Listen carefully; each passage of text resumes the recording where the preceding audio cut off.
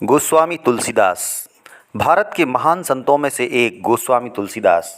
आज हम गोस्वामी तुलसीदास का जीवन परिचय पढ़ने जा रहे हैं। गोस्वामी तुलसीदास जो है, इनका जन्म 1532 ईस्वी में राजापुर गांव में हुआ था। तुलसीदास का जन्म बांदा जिले के राजापुर गांव में माना जाता है, परंतु कुछ विद्वान इनका जन्म एटा जिले के सौरो नामक ग्राम को मानते हैं, सौरो नामक स्थान को मानते हैं। तुलसीदास जी सरयूपारी ब्राह्मण थे। इनके पिता का नाम आत्माराम दुबे और माता का नाम हुलसी था। कहा जाता है कि अभुक्त मूल नक्षत्र में जन्म होने के कारण इनके माता पिता ने इन्हें बाल्यकाल में ही त्याग दिया था और बचपन अनेक कष्टों के साथ व्यतीत हुआ। इनका पालन पोषण प्रसिद्ध संत नरहरिदास ने किया और इन्हें ज्ञान और भक्ति की शिक्षा प्रदान की। इनका विवाह पंडित दीनबंधु पाठक की पुत्री रत्नावली से हुआ था। इन्हें अपनी पत्नी से अत्यधिक प्रेम था और उनके सौंदर्य रूप के प्रति अत्यंत आसक्त थे। एक बार इनकी पत्नी बिना बताए मायके चली गई। तब ये अर्धरात्रि में आंधी तूफान का सामना करते हुए उनके पीछे पीछे ससुराल जा पहुँचे। इस पर इनकी पत्नी ने उनकी भर्त्सना करते हुए कहा, लाज ना आई आपको दौरे आए साथ। पत्नी की इस प्रकार की फटकार सुनकर तुलसीदास जी का सांसारिक मोह माया से विरक्ति का मन हो गया और उनके हृदय में श्री राम के प्रति भक्ति भाव जागृत हो उठा। तुलसीदास जी ने अनेक तीर्थों का भ्रमण किया और राम के अनन्य भक्त बन गए।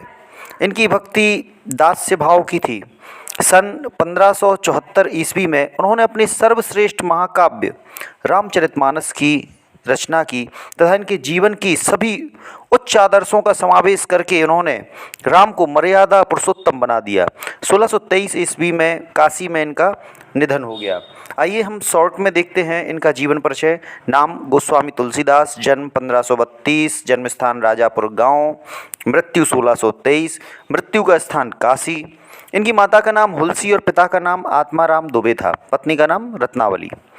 इन्होंने संत बाबा नरहरिदास से भक्ति की शिक्षा ली, वेद वेदांग दर्शन इतिहास पुराण आदि की शिक्षा भी ली।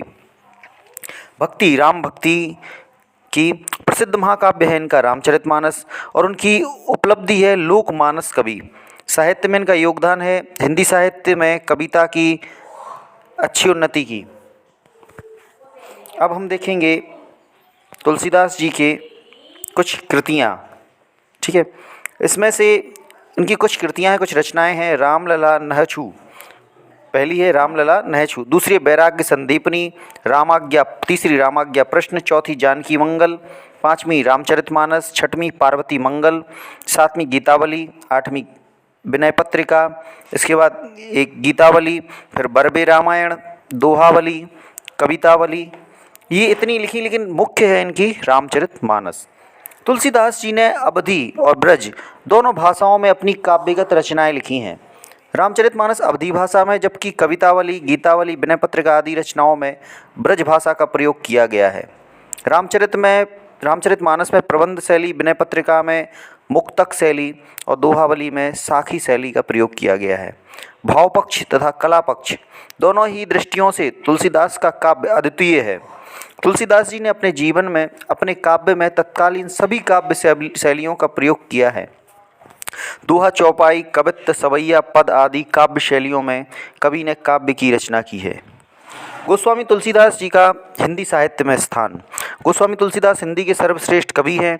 इन्होंने समाज का पथ प्रदर्शक कवि कहा जाता है। इनके द्वारा हिंदी कविता की बहुत उन्नति हुई। मानव प्रकृति जितने रूपों का सजीव वर्णन तुलसीदास जी ने किया है, उतना अन्य किसी कवि ने नहीं किया। तुलसीदास जी को मानव जीवन का सफल पारखी भी कहा जाता है। वास्तव में तुलसीदास जी हिंदी के अमर कवि हैं, जो युगों युगों तक हमारे बीच जीवित रहेंगे।